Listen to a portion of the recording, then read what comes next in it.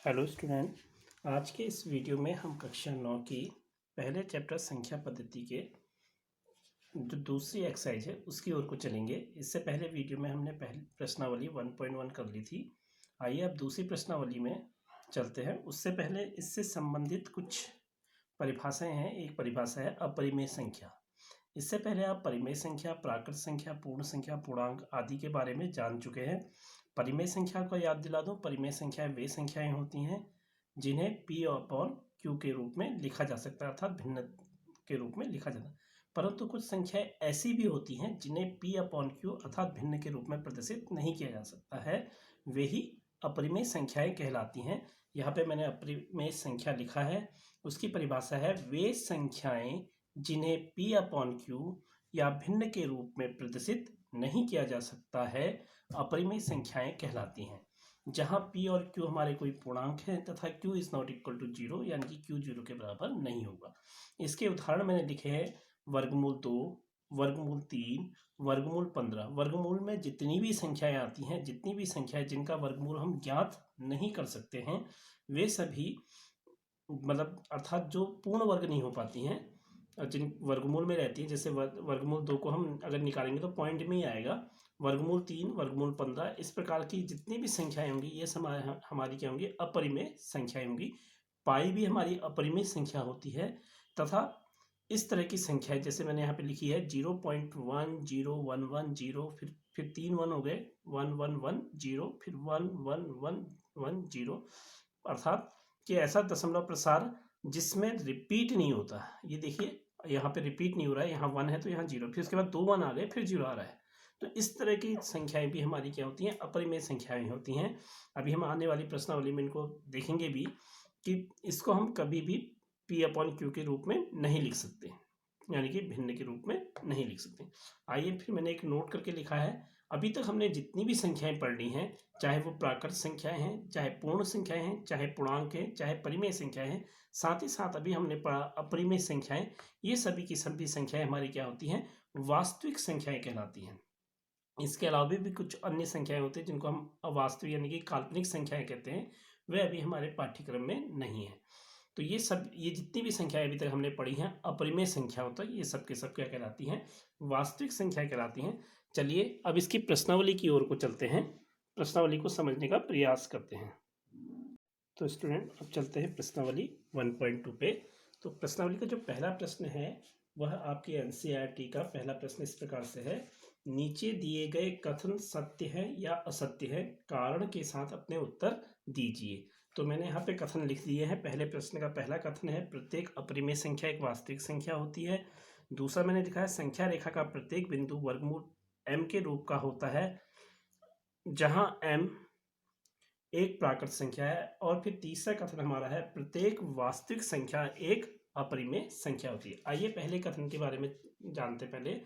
पहला कथन है प्रत्येक अपरिमेय संख्या एक वास्तविक संख्या होती है। अभी मैं इससे पहले ही आपको बता चुका हूं कि वास्तविक संख्याओं में हमारी कौन कौन सी संख्याएं होती हैं? प्राकृत संख्या, पूर्ण संख्या, पूर्णांक, प्रमेय, परिमेय तथा अपरिमेय संख्या। तो इस यहाँ पे दिया हुआ है कि अपरिमेय संख्या एक वास्तविक संख्या है, तो यह कथन हमारा क्या है? सत्य कथन है कि सभी अपरिमेय संख्याएं हमारी क्या है? वास्तविक संख्याएं होती हैं, बिल्कुल सत्य है। दूसरा है संख्या रेखा का प्रत्येक बिंदु वर्गमूल m के रूप का होता है जहां m एक प्राकृत संख्या है। m एक कोई भी प्राकृत संख्या ले लो, m की जगह पे हम 1 भी लिख सकते हैं, 2 भी लिख सकते हैं, 3 भी लिख सकते हैं। यानी कि इसको अगर हम देखें तो m की जगह पे 1 रख दिया, m की जगह पे 2 रख दिया, m की जगह पे 3 रख दिया, m की जगह पे कोई भी इस तरह से अगर हम रखते चले जाएंगे तो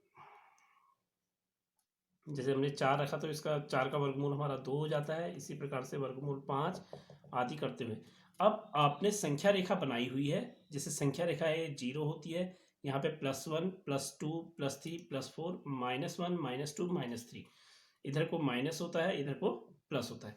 तो प्रत्येक बिंदु वर्गमूल 1 यानी कि 1 हो गया, तो 1 तो हमारा यहाँ पे आ रहा है। वर्गमूल 2 भी यहाँ कहीं पर ही आएगा, वर्गमूल 3 भी आएगा, वर्गमूल 4 यानी कि 2 ये भी हमारा इस पे आ रहा है, ठीक है। वर्गमूल 5 भी इसमें आएगा, ये सब आएंगे। परंतु साथ ही साथ कौन आ रहा है? शून्य भी आ रहा है, ठीक है। साथ ही साथ -1 भी संख्या रेखा में आ रहा है। -2 भी संख्या रेखा में आएगा, -3 भी आएगा। तो ये कह रहा है कि संख्या रेखा का प्रत्येक बिंदु वर्गमूल m के रूप का होता है। ये तो गलत, वर्गमूल m संख्या रेखा पे होगा परंतु प्रत्येक बिंदु वर्गमूल m के रूप का नहीं होता है। तो यह कथन हमारा क्या हो गया, असत्य, यह गलत है।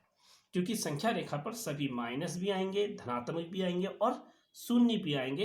यही नहीं कि वर्गमूल 5 ही आए, ये वर्गमूल m आए, इसी रूप में संख्या रेखा में नहीं आते हैं। संख्या रेखा में शून्य भी आता है, +1 भी आता है, -1 भी आता है। इस प्रकार से केवल यही नहीं कि वर्गमूल m आए। तो इसलिए यह कथन हमारा क्या हो गया, असत्य। अब तीसरे बिंदु पे आते हैं। तीसरा बिंदु क्या है, प्रत्येक वास्तविक संख्या एक अपरिमेय संख्या होती है। इसे भी हम इससे पहले पढ़ चुके हैं कि वास्तविक संख्याएं कौन सी होती हैं, प्राकृत संख्या होती है, पूर्ण संख्या होती है, परिमेय संख्या होती है तथा अपरिमेय। तो प्रत्येक वास्तविक संख्या जो है वह प्राकृत संख्या भी हो सकती है, पूर्ण संख्या भी हो सकती है, परिमेय संख्या भी हो सकती है और अपरिमेय संख्या भी हो सकती है। तो यह कथन भी हमारा असत्य है कि हर प्रत्येक वास्तविक संख्या केवल अपरिमेय संख्या होगी, ऐसा नहीं है। अपरिमेय संख्या भी वास्तविक संख्या, लेकिन इसके साथ साथ हमारी वास्तविक संख्या, प्राकृत संख्या, पूर्ण संख्या, पूर्णांक और परिमेय संख्याएं भी हैं। इसलिए यह कथन भी हमारा क्या हो गया, असत्य, यानी कि यह कथन भी हमारा गलत हो गया। आइए अब क्वेश्चन नंबर 2 पे चलते हैं। इसके प्रश्न नंबर 2 पे, प्रश्न नंबर 2 कहता है, अपनी किताब में देखिएगा, आपकी किताब में लिखा है प्रश्न नंबर 2 क्या है, क्या सभी धनात्मक पूर्णांक के वर्गमूल अपरिमेय होते हैं? यदि नहीं तो ऐसी संख्या के वर्गमूल का उदाहरण दीजिए जो कि एक परिमेय संख्या है। तो क्या सभी धनात्मक पूर्णांक के वर्गमूल अपरिमेय? अब जैसे हम धनात्मक पूर्णांक 1 ले ले, 2 ले ले, 3 ले ले, 4 ले ले, 5 ले, अब इसका वर्गमूल, 1 का वर्गमूल 1, 2 का वर्गमूल 2 ही रहेगा, 3 का वर्गमूल करेंगे तो वर्गमूल 3 ही रहेगा, 4 का वर्गमूल बनाएंगे तो 2 बनेगा और 5 का वर्गमूल बनाएंगे तो वर्गमूल 5 ही रहेगा। ठीक है स्टूडेंट, ये वर्गमूल 2 अपरिमेय संख्या है, वर्गमूल 3 अपरिमेय संख्या है, वर्गमूल 5 हमारी क्या है, अपरिमेय संख्या है। लेकिन वर्गमूल 1 का वर्गमूल क्या आ रहा है, 1 आ रहा है, यह क्या होगी हमारी परिमेय संख्या। ठीक इसी प्रकार से वर्गमूल 4 का अगर हम वर्गमूल निकालेंगे तो 2 आएगा। वर्गमूल 4 का अगर हमने वर्गमूल निकाला 2 आया, वर्गमूल 1 का वर्गमूल 1 आया, तो वर्गमूल 4 का वर्गमूल 2 आया और यह हमारी क्या है, परिमेय संख्या। तो अगले प्रश्न का जो उत्तर है कि क्या सभी धनात्मक पूर्णांक का वर्गमूल अपरिमेय होता है? नहीं। हमने देख लिया कि इसके आगे भी अगर हम सभी संख्याओं का अगर हम वर्गमूल करते जाएंगे तो सभी संख्याओं का वर्गमूल अपरिमेय संख्या, अपरिमेय संख्याएं जिनका वर्गमूल ज्ञात नहीं हो पा रहा है वे सभी संख्याएं हमारी क्या है, अपरिमेय संख्या है। जैसे वर्गमूल 2, वर्गमूल 3, वर्गमूल 5। लेकिन वर्गमूल 4 का वर्गमूल क्या बन गया, 2, तो 2 हमारी परिमेय संख्या हो गई। वर्गमूल 1 का वर्गमूल 1 हो गया, यह भी हमारी परिमेय संख्या। इसी प्रकार से अगर हम वर्गमूल 16 करें, इसका वर्गमूल क्या हो जाता है, 4, यह भी हमारी क्या है, परिमेय संख्या है। लेकिन इसके अलावा जो अन्य संख्याएं होंगी वह क्या होंगी, अपरिमेय होंगी। तो इसका उत्तर हो गया नहीं। यदि नहीं तो ऐसी संख्या के वर्गमूल का उदाहरण दीजिए जो एक परिमेय संख्या है। तो वर्गमूल 1, वर्गमूल 4 और वर्गमूल 16। इसी प्रकार से वर्गमूल 9 भी इसका एक उत्तर है। 9 का वर्गमूल करेंगे 3 आएगा, 3 हमारी क्या है, परिमेय संख्या है। आई होप कि आपको क्वेश्चन नंबर 2 भी समझ में आ गया होगा। आइए अब क्वेश्चन नंबर 3 चलते हैं। परंतु क्वेश्चन नंबर 3 को सॉल्व करने से पहले हम इसी पुस्तक का उदाहरण 3 और उदाहरण 4 को हल करने का प्रयास करते हैं, उसको समझने का प्रयास करते हैं। अगर हमने उदाहरण 2 और उदाहरण 3 और उदाहरण 4 को समझ लिया तो हम इसका प्रश्न नंबर 3 भी सॉल्व कर पाएंगे। तो स्टूडेंट, अब प्रश्नावली 1.2 के तीसरे प्रश्न को समझने से पहले हम इसी प्रश्नावली में प्रारंभ में दिए गए उदाहरणों को समझते हैं। पहला उदाहरण नंबर 3 है, पेज नंबर 8 पर है आपके। संख्या रेखा पर वर्गमूल 2 का स्थान निर्धारण या को निरूपित कीजिए, या इसको संख्या रेखा पर वर्गमूल 2 को प्रदर्शित कीजिए। अब हम इसको संख्या रेखा पे प्रदर्शित करते हैं। तो देखिए हम संख्या रेखा पे कैसे प्रदर्शित करेंगे। तो उसके लिए पहले हम एक संख्या रेखा बना लेते हैं। तो संख्या रेखा है, तो ये यहाँ पे मैं संख्या रेखा को ड्रॉ कर रहा हूँ। संख्या रेखा पे एक जगह पे हम शून्य ले लेते हैं, कहीं पर भी ले लीजिए शून्य, और बराबर बराबर दूरी पर 1, 2 इस तरह से अब वैसे हमें 1 और 2 की ज़रूरत है, उसी से हमारा हो जाएगा ये। अभी मैं आपको पहले संख्या रेखा बना दे रहा हूँ। कुछ दूरी पे मैंने 5-5 सेंटीमीटर की दूरी पे ले लिया है पॉइंट को। 2 ही पॉइंट लिए हैं, उधर को पॉइंट लिए नहीं है मैंने। ये +1, ये +2 संख्या रेखा पे बना दिया है। अब वर्गमूल 2 की बात करते हैं। वर्गमूल 2 वास्तव में होता क्या है, ध्यान से देखिए। 1 + 1 हम इसको लिख सकते हैं, और इसको और भी अगर हम देखें तो 1 का वर्ग + 1 का वर्ग, क्योंकि अगर हम 1 का वर्ग करेंगे वह भी हमारा 1 ही होगा, और 1 का वर्ग करेंगे तो वह भी 1 होगा, और 1 को अगर हम जोड़ेंगे तो वो हमारा वर्गमूल 2 बन जाएगा। अच्छा, अब थोड़ा सा और इसको डिटेल में देखते हैं। आप लोगों ने एक पाइथागोरस प्रमेय का अध्ययन किया हुआ है, पाइथागोरस प्रमेय पढ़ी ही हुई है। कर्ण का वर्ग बराबर आधार का वर्ग प्लस लंब का वर्ग। अगर हम आधार 1 ले लें तो 1 का वर्ग प्लस लंब का वर्ग यानी कि 1 का वर्ग। तो इसको और करें, 1 का वर्ग 1 होता है, +1 बराबर कर्ण का वर्ग यानी कि 2। कर्ण का वर्ग बराबर 2 आ गया, और कर्ण बराबर अगर हम निकालें, यहाँ वर्ग है तो यहाँ वर्गमूल ले लेंगे तो वर्गमूल 2। तो वर्गमूल 2 हमारा क्या है, एक हम समकोण त्रिभुज बनाएंगे जिसका आधार भी हमारा आधार का वर्ग यानी कि 1 का वर्ग, यानी कि आधार भी हमारा 1 होगा और उतना ही लंब भी होगा, यानी कि लंब भी हमारा 1 ही होगा। तो हमने जो ये लिया है इस लंबाई को, यहाँ से यहाँ तक की लंबाई, ये हमने 5 सेंटीमीटर की ली है। वैसे आप चाहे तो 1 सेंटीमीटर ले सकते हैं, लेकिन मैंने 5 सेंटीमीटर ली जिससे कि ये आपको आसानी से दिखे। तो ये 5 सेंटीमीटर ये हमारा आधार हो गया, तो लंब भी हम इतना ही लेंगे। उसके लिए यहाँ पर हम क्या बनाएंगे, समकोण त्रिभुज की रचना करेंगे। समकोण त्रिभुज की रचना आपको आती होगी, आपने निचली कक्षा में पढ़ी है। ये मैं यहाँ पे प्रकार की सहायता से समकोण त्रिभुज बना दे रहा हूँ। ये चाप लगाया, पहला कोण हमारा 60 डिग्री का बनेगा,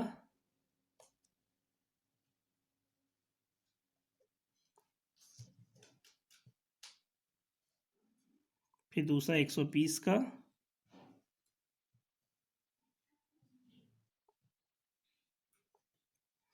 बीस और 160 डिग्री का हम आधा कर लेंगे तो हमारा समकोण त्रिभुज बन जाएगा।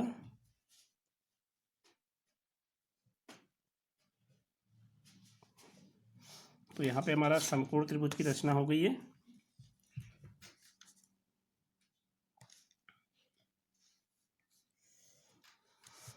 मैं अब इसको स्केच से डार्क कर देता हूँ आपको, जिससे आसानी से दिखाई दे। अब इसमें से हम जो ये डिस्टेंस है, जितनी डिस्टेंस ये है उतनी ही डिस्टेंस हम यहाँ पे से ले लेंगे। तो ये अगर हमारा 1 है, ये यहाँ पे चाप आ रहा है, आपको दिखाई दे रहा होगा, प्रकार से हमने चाप लगाया। यहाँ से लेकर यहाँ तक हमारा 1 है, तो यह भी हमारा क्या हो गया, 1 हो गया। इस पॉइंट 0 को और इस पॉइंट को हम आपस में मिला देते हैं।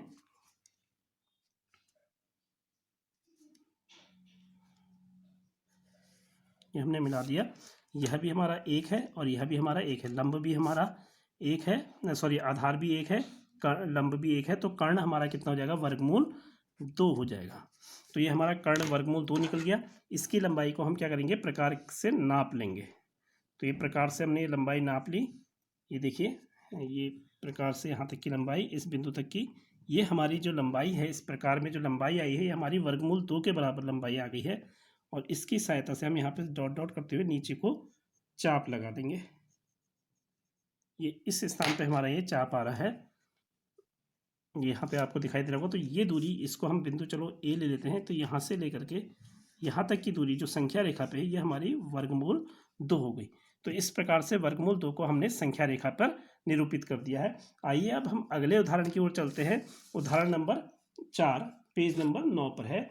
यहाँ पर भी क्या है, वास्तविक संख्या रेखा पर वर्गमूल 3 का स्थान निर्धारण कीजिए।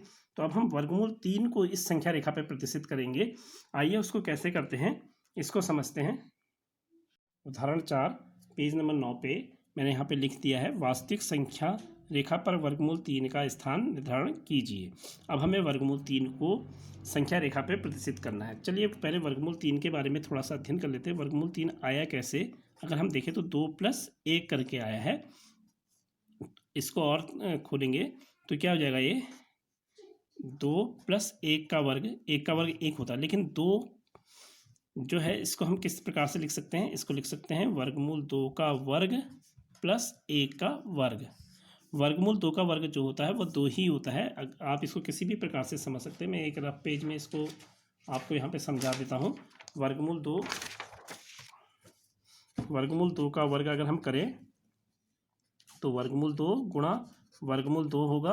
2 और 2 की गुणा करेंगे तो वर्गमूल 4 बनेगा, और 4 का वर्गमूल 2 होता है, यानी कि वर्गमूल 2 का वर्ग हमारा क्या होता है, 2 होता है। ठीक है स्टूडेंट, तो आप आई होप कि आपको ये चीज़ भी समझ में आ गई होगी। तो आप देखिए, अगर हम फिर से तुलना करते हैं, कर्ण बराबर क्या होता है, कर्ण का वर्ग बराबर आधार का वर्ग प्लस लंब का वर्ग। ठीक है स्टूडेंट, तो कर्ण, और इसको और लिखे तो कर्ण बराबर क्या लिख सकते हैं, वर्गमूल आधार का वर्ग प्लस लंब का वर्ग। तो अब हमारा आधार क्या हो गया, वर्गमूल 2 प्लस लंब हमारा क्या हो गया, अगर हम इससे तुलना करें तो आधार हमारा आ जाएगा वर्गमूल 2 और लंब हमारा क्या आ जाएगा, वह 1 आ जाएगा। तो अब इसको संख्या रेखा पे अब हम प्रतिष्ठित करने जा रहे हैं। तो संख्या रेखा पे इसको प्रतिष्ठित करने के लिए सबसे पहले हमें क्या बनाना पड़ेगा, एक संख्या रेखा बना लेते हैं, उसमें बराबर दूरी पे बिंदु ले लेते हैं। तो यहाँ पे मैं एक संख्या रेखा बना दे रहा हूँ। किसी भी प्रकार से आप बना सकते हैं संख्या रेखा को। ये संख्या रेखा बना दी, इस पर एक बिंदु पर हम 0 ले लेते हैं। थोड़ा बराबर दूरी पे इस पर हम बिंदु बना लेते हैं। तो मैंने 5 सेंटीमीटर पे लिया था, वैसे 1 सेंटीमीटर पे लेना चाहिए, लेकिन चित्र छोटा हो जाएगा, इसलिए मैंने 5 सेंटीमीटर पे एक डिस्टेंस ले ली थी। तो ये हो गया। ऐसे आप लेना चाहो तो 3, 5 सेंटीमीटर पे ये 1, ये हमारा 2 और ये 3, ये 0, और इधर को हमारा जो होगा -1, -2, -3 आ जाएगा। ठीक है स्टूडेंट, तो सबसे पहले हमें वर्गमूल 3 को दिखाने के लिए पहले वर्गमूल 2 का निर्माण करना पड़ेगा। वर्गमूल 2 का निर्माण अभी हमने किया है। हम फिर से यहाँ पे क्या करेंगे, समकोण बनाएंगे। कहाँ पर, 1 पर। जैसे अगर हमने वर्गमूल 2 बनाया था, ठीक उसी प्रकार से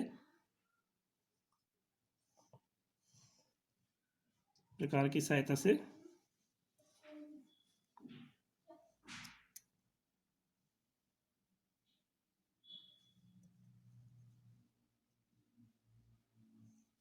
आपको दिखाई दे रहा होगा, ये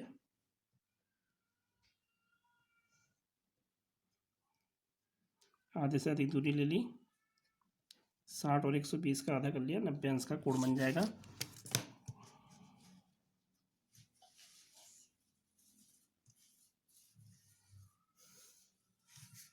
और यह दूरी जो हमारी यहाँ पर है, इस दूरी को प्रकार में नाप करके यहाँ से काट लिया, थोड़ा सा आगे मैं इसके इससे इसको डार्क कर देता हूँ। आई होप कि आपको दिखाई दे रही होंगी ये चीज़ें। और ये ठीक है, ये हमारा, और इसको हम मिला देते हैं यहाँ से। तो यहाँ पे हमारा वर्गमूल 2 आ गया, ये हमारा आधार आ गया। अब हम यहाँ पे 90 अंश का कोण बनाएंगे इस बिंदु पर, पुनः 90 अंश का कोण बनाएंगे। फिर उसमें से एक ये जो डिस्टेंस है, यही वाली डिस्टेंस लेंगे, तो हमारा वर्गमूल 3 है। ये वर्गमूल 2 हमारा क्या आ गया, आधार। अब हम फिर से यहाँ पे इस रेखा पर 90 अंश का कोण इस बिंदु पे बनाएंगे। तो 90 अंश का कोण बनाते हैं यहाँ पे,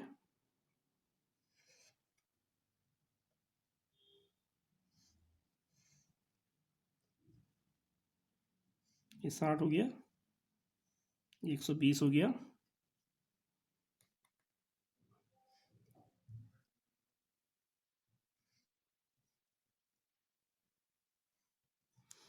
इसको मिलाते हुए रेखा खींच देते हैं। थोड़ा मेरा यहाँ पे जा रहा है, इसको थोड़ा सा ध्यान से देखिएगा।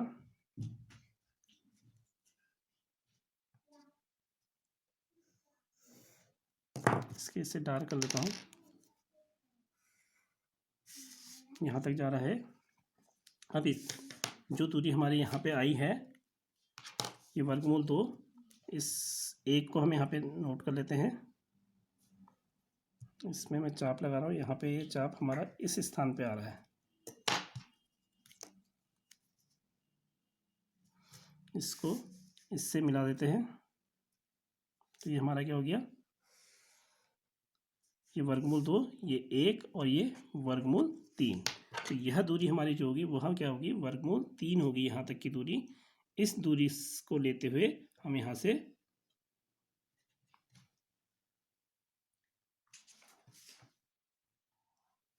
ये है, यहाँ से हम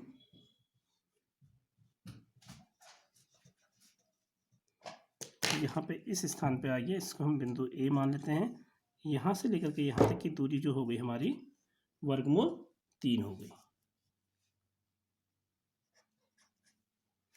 आई होप कि आपको उदाहरण 3 और उदाहरण 4 समझ में आ गए होंगे।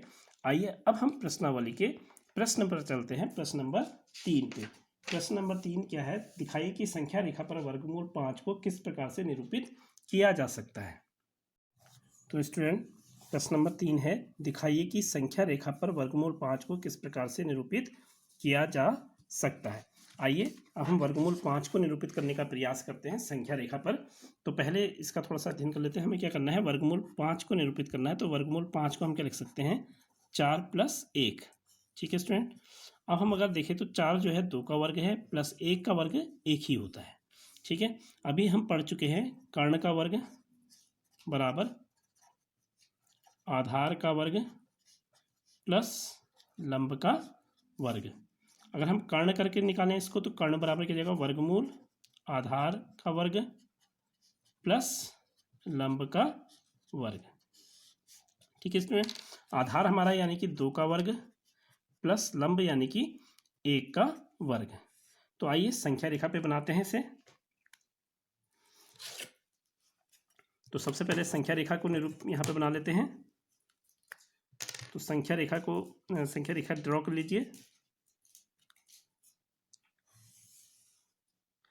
संख्या रेखा पे एक स्थान पे आप 0 ले लीजिए, क्योंकि सब पॉजिटिव पे ही ले जाना है। तो हमें 2-3 स्थान तक हम इसमें ड्रॉ कर लेते हैं पॉइंट को, जितनी भी सेंटीमीटर की दूरी पे। वैसे 1 सेंटीमीटर दूरी ही ली जाती है, लेकिन थोड़ा बड़ा चित्र बड़ा बने, इसलिए मैं यहाँ पे 5-5 सेंटीमीटर की दूरी पे ये ड्रॉ कर दे रहा हूँ। अगला 15 यहाँ पे आ रहा है। चलिए इसको यहाँ तक बढ़ा लेते हैं। ये हो गया हमारा 5। तो हमारे बिंदु आ गए 1, 2 और 3। ये आधार का वर्ग, यहाँ 2 का वर्ग, यानी कि आधार हमारा क्या हो जाएगा? 2 हो जाएगा। और लंब का वर्ग, लंब यानी कि हमारा 1 हो जाएगा। ठीक है स्टूडेंट। अगर हम ये कर लेंगे तो ये हमारा क्या आ जाएगा? वर्गमूल 5 आ जाएगा। ये जो कर्ण आएगा वह कर्ण हमारा क्या होगा? वर्गमूल 5 होगा। तो एक काम करते हैं, आधार हमारा 1 और 2, यहाँ पर हमारा ये हो गया आधार। यहाँ से लेके यहाँ तक की दूरी आधार हो गई, यानी कि 2। ठीक है। यहाँ पर हम क्या करते हैं? 90 अंश का कोण बना लेते हैं, समकोण का निर्माण कर लेते हैं इस स्थान पे।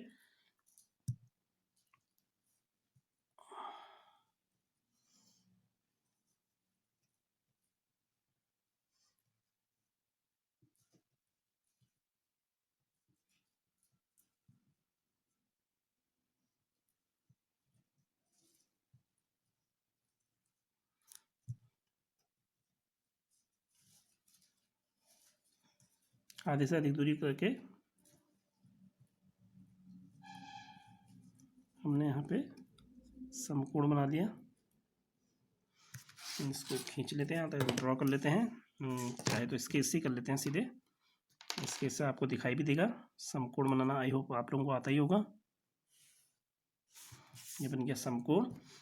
ठीक है स्टूडेंट। तो आधार हमने कितना ले लिया? 1 और 2। आधार हमारा 2 हो गया। अब उसके बाद इसमें हमें जो एक हमारा जो लंब होगा वो 1 सेंटीमीटर, यहाँ पे हमने सेंटीमीटर ना लेके 5 सेंटीमीटर को 1 माना है। तो यहाँ पर हम इतनी डिस्टेंस पे हमारा ये 1 हो गया। आपको दिखाई दे रहा होगा ये मैं यहाँ पे डार्क कर लेता हूँ। यहाँ पे हमारा चाप आ गया। इसको हम 0 से मिला देंगे।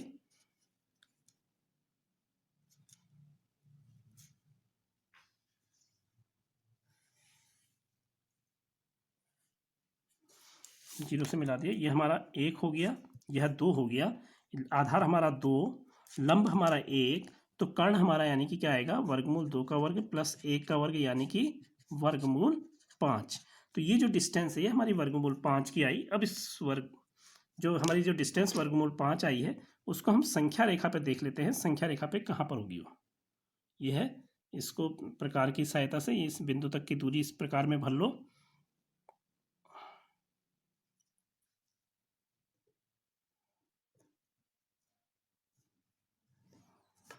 दूरी